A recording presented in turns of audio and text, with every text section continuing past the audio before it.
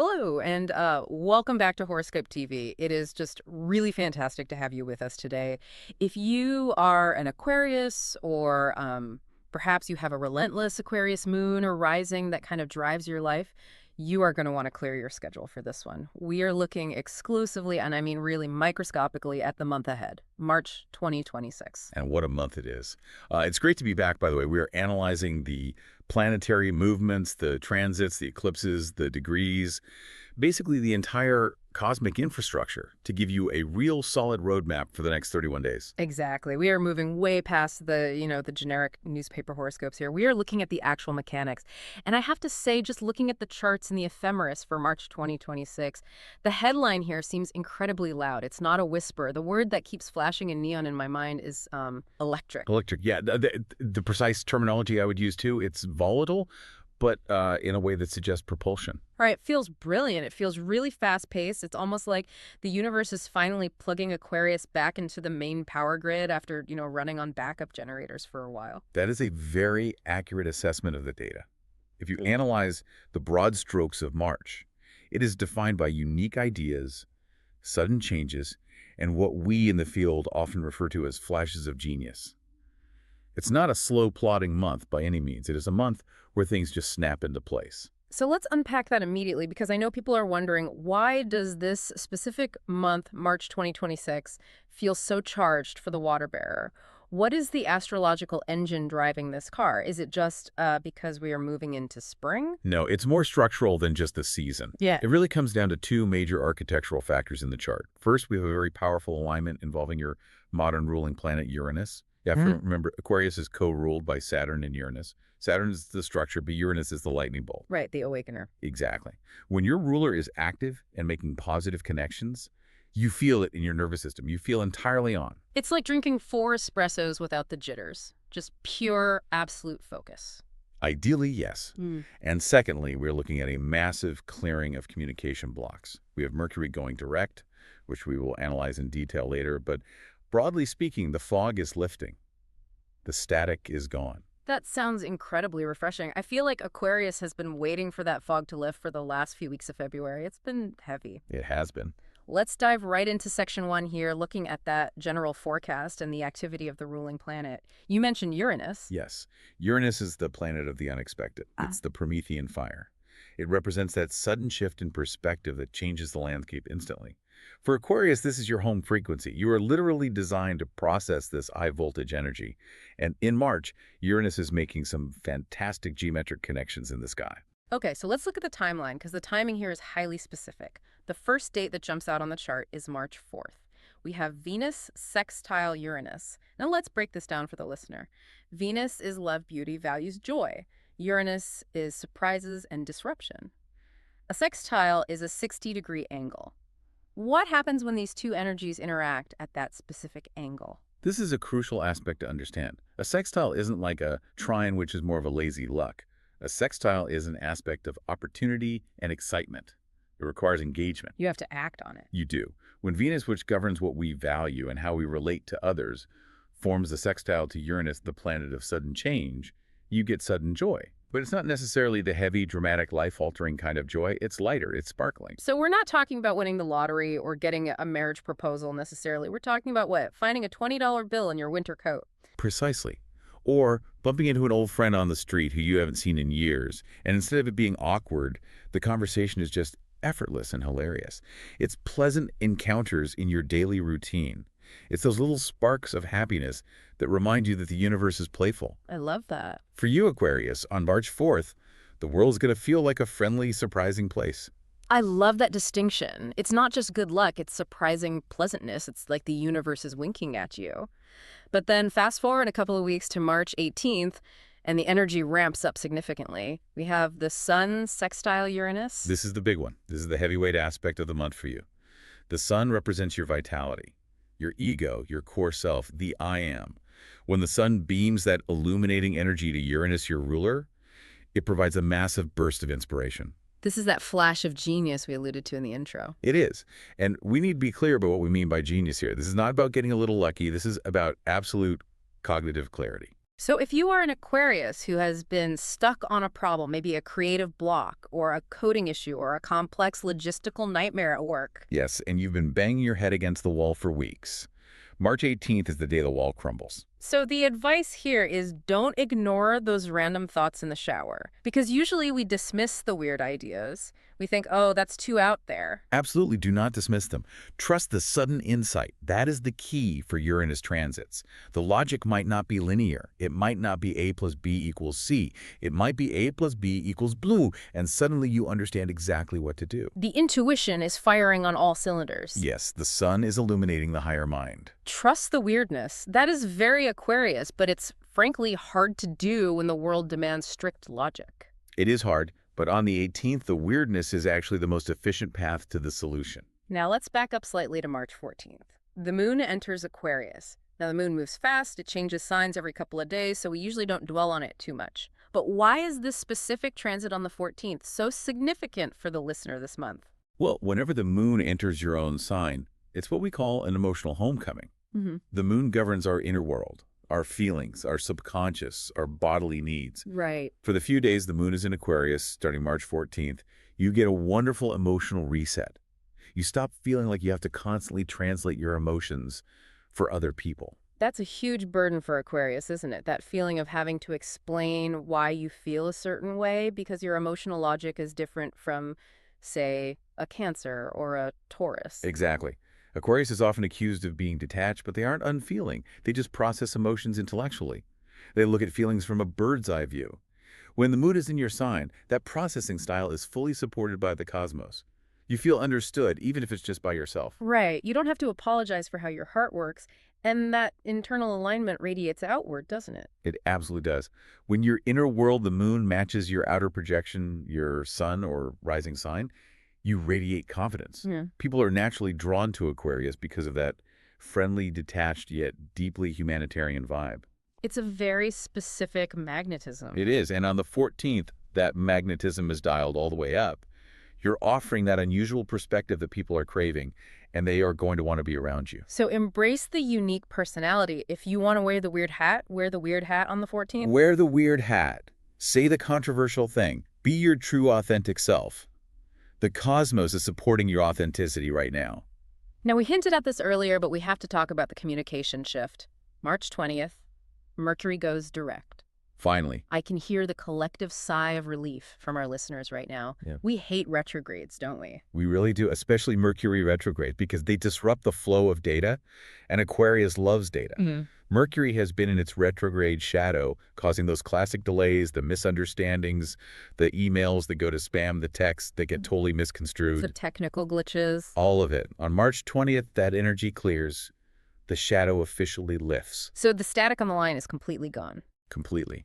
Misunderstandings vanish. Right. If you've been waiting on news or if a project has been stalled, the brakes finally come off. But what's fascinating here, and this is why we look at the whole chart, not just isolated planets, is that this happens on the exact same day the sun enters Aries. Which is the astrological new year, essentially, the spring equinox. It is the equinox. So you have the mind Mercury moving forward and the vital force, the sun, moving into Aries, which is the sign of action, initiation, and fire. The shift in energy is palpable. It's like flipping a switch. You go from internal processing, thinking, rethinking, planning, reviewing, to external, busy social activity. It's time to launch. It is time to launch. Your daily schedule is going to fill up. Short trips, neighborly chats, running around town. It's a very high-frequency buzzing energy. It's definitely not a time to sit still. Oh, you won't even want to sit still. Yeah. That dovetails perfectly into our next section because all the social buzzing has to have an impact on your relationships. You can't have that much electricity running through you and not spark something with someone else. Let's move to section 2, love and romance analysis. This is a really fun sector for March.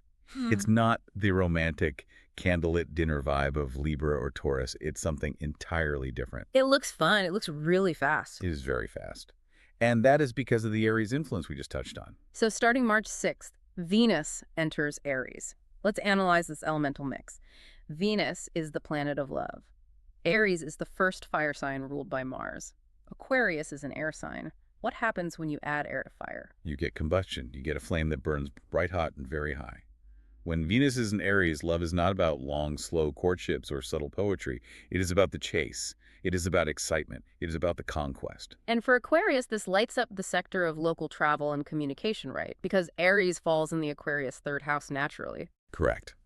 Which means you might find romance in the most mundane places, but the interaction will be anything but mundane. You could be running errands, grabbing coffee, or just walking down the street. It's highly communicative. The connection starts with words. So if you're an Aquarius looking for love in March, what are you looking for? What's the main attraction factor? Wit, mental speed, humor. You are going to be bored to tears by anyone who can't keep up with your banter. You need a sparring partner. Exactly. A bright mind is the absolute biggest turn-on for you right now. You want someone who can verbally spar with you. Venus in Aries doesn't want a pushover. It wants a challenge. I love that. It's not just about looks, it's about the brain and the guts. It's the brain, and it's the sheer confidence. And that confidence theme really continues, right? Because on March 20th, as we mentioned, the sun enters Aries. How does that shift the relationship dynamics specifically? Well, if Venus in Aries was the spark, the sun in Aries is the bonfire. The passive waiting game is completely over. If you are an Aquarius who has been hesitating, maybe crushing on someone from afar, looking at their social media, wondering, should I text them? March 20th is the day you stop looking and start typing. Yes, bold action takes over. The sun in Aries gives you the permission to be selfish in a healthy way, to go after what you want. For singles, the urge to ask someone out is going to be overwhelming. And you should. The energy supports bravery. Rejection isn't even a real fear because the recovery time is so fast with this Aries energy.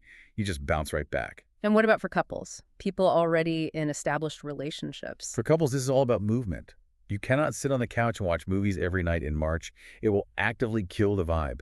Aries energy needs to burn off adrenaline. You need to be doing things together. You need adventure. Plan a weekend trip. Go explore a new town. Go hiking. Do something that gets the heart rate going. Keeping the romance fresh and new is the absolute secret to happiness this month. Stagnation is the enemy. However, the month doesn't end on that purely high-speed note. There is a dramatic turn at the very end. March 27th, the moon enters Leo. Yes, and this is really important to note because it acts as a necessary counterbalance. Leo is your opposite sign. In astrology, the sign opposite yours on the wheel represents the partnership sector.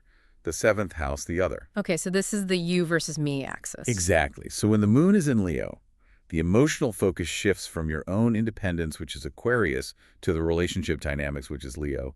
Leo energy is dramatic, playful, warm, and it craves attention. So the cool detached Aquarius thing might not fly on the 27th. It definitely won't fly. In fact, it might cause a fight. On March 27th, your partner needs to feel like the center of your universe. They need praise. They need vocal affection. They need to be adored. They basically need the spotlight. They need the spotlight. This is a big shift from fast and witty to romantic and theatrical. It's a wonderful night for a fancy date. Get dressed up, go somewhere expensive or at least beautiful. Celebrate the connection. But remember, reciprocity is key here. You need to give that affection to get it back. So balance the fast-paced banter with a little bit of royal treatment at the end of the month. That seems totally manageable. It is, as long as you are aware of the shift. If you treat the 27th like the 20th, you'll completely miss the mark and leave your partner feeling neglected. Let's shift gears to something Aquarius is often very focused on, the mission. Let's talk about section 3, career and ambition. There is a lot of power here in March, but it's interesting because it's not all happening in the spotlight. Hidden growth is a key theme for this month. It kicks off early on March 7th with the moon entering Scorpio. Now, Scorpio is intense. It's deep water. And for Aquarius, Scorpio usually rules the 10th house of career and public reputation. What does that actually look like on a Tuesday at the office? It looks like intense, borderline obsessive focus. Scorpio doesn't do surface level, it digs. When the moon is in this sector, you are feeling very determined to succeed, but not in a flashy look-at-me way. You aren't just there to punch the clock. You are there to make a substantial mark. You want control over your projects. So this is the day to tackle the hard stuff. Absolutely. Do not schedule light, fluffy meetings on the 7th. You simply won't have the patience for them. Use this day for complex tasks, deep research, forensic accounting, or long-term strategy. It's also a great day to demonstrate your commitment to your superiors, right? Yes. They will sense that intensity and that willingness to do the hard work. You'll project an aura of competence. But the real headline for career seems to be March 11th, Jupiter goes direct. This is massive. Jupiter is the planet of expansion, luck, and abundance. It has been retrograde, perhaps making you feel like your career progress was moving through molasses, or that your growth was happening internally rather than externally. You were learning, but not advancing. On March 11th, Jupiter stations direct. And the floodgates open. Yeah, it's like a massive wave of positive energy hits your daily work routine. For Aquarius, this likely hits the sectors related to daily service and the work environment itself. It's not just about the big promotion, it's about the day-to-day feeling of the job. So tasks just feel easier. Tasks feel easier. Relationships with coworkers suddenly improve. You find actual joy in helping people. Jupiter brings a sense of meaning to the mundane. And that attitude, that jovial Jupiterian optimism, makes you a favorite in the office. People want to help you because you are helping them. It's a positive feedback loop. And what about for those looking for a job? This is a critical moment. If you are job hunting, March 11th onwards is prime time. Send the resumes. Schedule the interviews. The energy is actively supporting you finding a role that fits you. Not just a job that pays the bills, but a job that feels expansive and aligned with your values. Now, there is a warning here, too. We have to talk about Mars. On March 2nd, Mars enters Pisces. Right. This is a complex transit. Mars is drive, aggression, energy. It's the engine of the zodiac. Pisces is the sign of boundless water, mist, and dreams. And in your solar chart, this falls in the second house, the zone of personal resources, money, and value. Is this a double-edged sword? Because putting a hot fire planet like Mars in a deep water sign like Pisces sounds pretty messy. It is messy. It creates steam. On one hand, Mars gives you the aggressive drive to increase your value. You want to earn more. You are highly motivated to secure your resources. But Pisces has literally no boundaries. Right, it just flows everywhere. So the risk is that you work incredibly hard. You pour your energy into something, but you don't ask for the appropriate return. You burn out working for free. Or you agree to do things outside your job description just to be helpful. Exactly. Or you over-deliver on a client project and undercharge them because you feel bad. You need to be very careful. Mars in Pisces can easily make you a martyr for the cause. It's the martyr syndrome. Yes. Set strict boundaries. Do not give away your hard work just because you feel driven to help or to work. Demand what you are worth. That is the core lesson of Mars in Pisces for you. That's a perfect transition into Section 4, Financial Outlook. Because if you're working that hard and Mars is in your money house, you want to make sure the bank account actually reflects it. Exactly. And that Mars in Pisces transit is the primary headline for your finances, too. It's the dominant narrative for the whole first half of the month. It starts right away on March 2nd, Mars in the financial sector. So the motivation is definitely there. We see a massive amount of motivation to hustle. You will want to find new income streams. You might take on a side gig. You might push much harder in sales. The engine is running hot. You are not passive about money this month. But Mars burns hot, right? It's impulsive. Mars burns very hot. And in the money sector, that heat can burn a hole right in your pocket. Mars implies speed of transaction. It creates income, yes, but it also creates impulse spending. Oh, I know that feeling. I worked hard. I deserve this expensive thing. Exactly. I made an extra $1,000. Let me spend $1,200. Or, because it's compassionate Pisces, you might think, I feel sorry for this person. Let me loan them money I really can't afford to lose. The 2 a.m. Amazon cart. Yes, you have to watch the budget closely. Ride the wave of motivation to earn, but put a strong damper on the impulse to spend. Okay, so where is the anchor here? When do we get to stabilize this watery, fiery financial mess? March 19th, the new moon in Pisces. I love new moons for goal setting. It's the dark of the moon, the beginning of the cycle. It feels like a clean slate. It is the absolute best day of the month for financial goals. A new moon in your second house is a seed planting time for wealth. It's a total reset button. So what are the practical action items for the listener on March 19th? Open a business account. Start a new savings plan. Sit down and meticulously write out a budget. Even asking for a raise, setting the intention for it. If you have a side hustle idea, launch the financial structure for it on this specific day. And this isn't just for that one day, right? The effects ripple out. That's the beauty of astrological cycles. The seeds you plant on the new moon grow over the next 6 months until the full moon in Pisces later in the year. So what you do on March 19th sets the tone for your wealth for half a year. Yes. Do not waste that day. Be intentional. That is powerful. And then the very next day, March 20th, we get that Mercury direct shift again, but specifically applying to money. Yes. Remember, Mercury rules data, details paperwork. While it was retrograde or in its shadow phase, you might have had lost invoices, confused bank statements, delayed payments. The classic, the check is in the mail excuses. The administrative nightmare that keeps you up at night. Exactly. On March 20th, that clears up. Resolution finally arrives. The lost check shows up. The bank error is corrected in your favor. And your mental state regarding money sharpens up too, right? Yes, you can crunch the numbers again with a clear head. It is safe to sign financial contracts. If you've been holding off on signing a lease or a loan agreement, March 20th is the green light.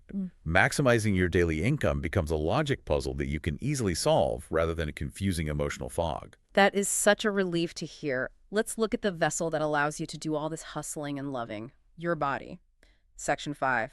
Health and wellness. We have some really good news here, mostly thanks to our friend Jupiter, but also a pretty stern warning from Saturn. It's a mix. Let's start with the good news. March 11th again, Jupiter direct in the health sector. We talked about Jupiter bringing joy to your work, but in medical astrology, the 6th house is also health and your daily physical routine.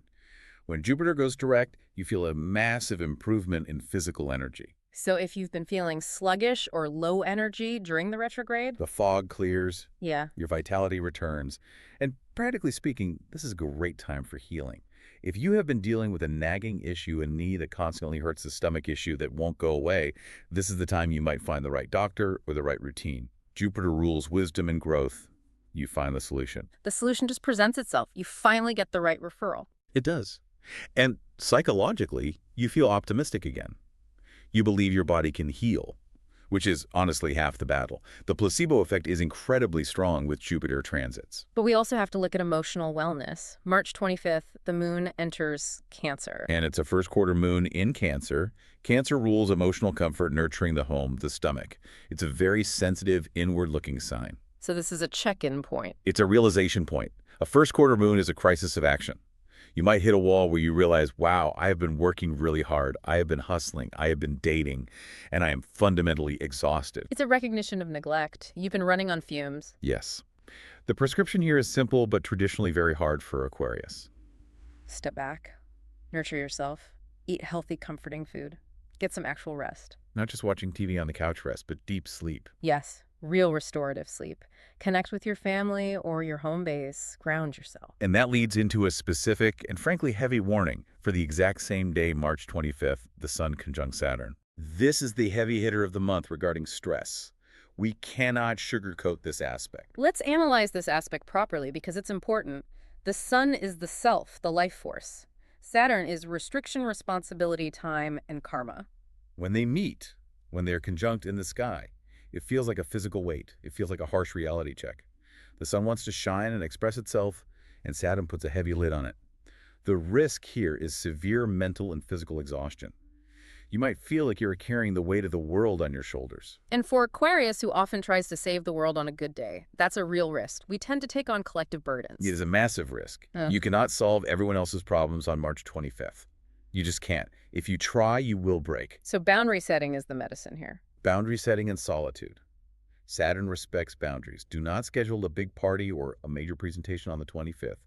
You need coping mechanisms like meditation, deep breathing, or just absolute silence. You need to restore your internal balance, or you risk hitting burnout right when you should be enjoying that fiery Aries energy. Okay, that is a crucial morning. March 25th on your calendar as a me day if you can, or at least a very low demand day. Absolutely. Respect the Saturn limitations, and Saturn will respect you and leave you alone.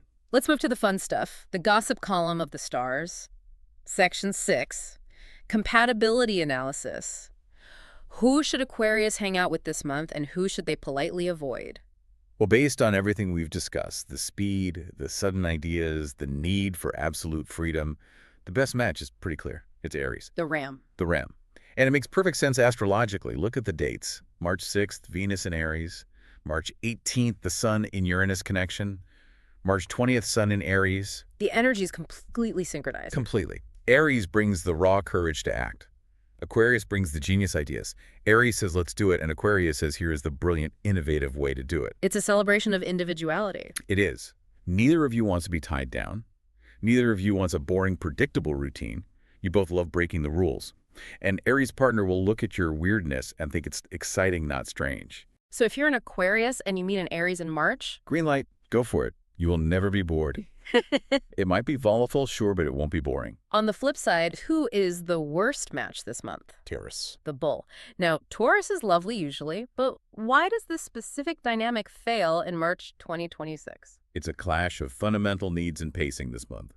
Taurus is earth, fixed earth. Aquarius is air, fixed air. Fixed versus fixed always means stubborn versus stubborn. Exactly. Neither will budge. But the pacing is all wrong right now. Aquarius wants to fly. Taurus wants to sit. On March 21st, the moon is in Taurus. It grounds the energy, but to you, with all this electricity, it feels like heavy mud. You are trying to speed up with all that Aries fire, and Taurus is slamming on the brakes. They're trying to invent the future, and they want to stay home, eat casserole, and watch reruns. Right. And then on March 30th, Venus enters Taurus. They become hyper-focused on physical comfort, routine predictability, and possession. And Aquarius hates feeling trapped or possessed more than anything. You will literally feel like they're building a fence around you. And there is a specific tension on March 18th, Venus square Jupiter. This is a profound tension over values. How so? Like political values or personal values? Personal and philosophical. Okay. You care about the collective good. You're thinking about society, group, the future of humanity. Taurus cares about personal security, the bank account, the immediate physical reality in front of them. You will think they are boring and materialistic. They will think you are weird, detached, and hopelessly impractical. It is a recipe for deep frustration. So maybe reschedule that date with the Taurus for April. Let things cool down. Or just be highly aware that you are speaking completely different languages this month. You are speaking air and fire, and they are speaking earth. Translation will be incredibly difficult. Fair enough. Let's wrap up with the lucky specifics. Yeah. Section 7. We always look for patterns in the numbers to give our listeners an edge. And the pattern this month is striking. It's almost eerie, actually. The lucky numbers are 11, 22, 33, 44, 55, 66. Wow, those are all repeating digits. We call them master numbers in numerology. It suggests alignment, synchronization, things lining up perfectly. It reinforces that feeling of things snapping into place that we talked about at the very beginning of the show. It's a signal from the universe that the channels are wide open. Pay attention to the clock when it says 11-point ramen, basically. And what is the color of the month? Turquoise. Specifically hex code, hashtag 40EAWD00 for the designers out there. Why turquoise? It's the visual connection to Aquarius energy. It's electric, but it's also related to the water bearer. It bridges the gap between the blue of communication, which is the throat chakra, and the green of healing the heart chakra. It's vibrant. It vibrates at a very high frequency, just like you this month. So wear some turquoise. Look for the repeating numbers in your daily life. And just to recap, let's circle the best dates one last time so people can put them in their phones. March 6th for that love spark with Venus entering Aries. March 14th for that deep self-connection when the moon is in your sign. That is your day of true power. And March 18th for the flash of genius with the sun sextile Uranus. Amazing. This has been such a comprehensive look at the month. The mechanics really paint a clear picture. It really is a fascinating month for Aquarius. It's highly dynamic. Before we go, I want to leave the listener with a final thought to chew on. We've analyzed a lot about speed today, the fast energy, the Aries influence, the Mercury direct, but we also ended with that heavy Saturn conjunction on the 25th. Yes. That is the crucial tension, the paradox of March. So the question is, how does one ride the lightning without burning out? That is the ultimate challenge. The challenge for Aquarius this month is pacing the genius. You have the rocket fuel, but you need to be the pilot, not just a passenger holding on for dear life. You have to decide when to accelerate and when to brake. Beautifully put. Don't let the speed consume you. Use the speed. Structure your genius. Well, that is all the time we have for this forecast. Thank you so much for tuning into Horoscope TV. It's been a profound pleasure analyzing the charts with you. If you enjoyed this analysis, please make sure to subscribe so you get notified immediately when the next episode, our April forecast, is available. You definitely won't want to miss it. Until then, trust your genius. Watch your stress levels. Bye for now.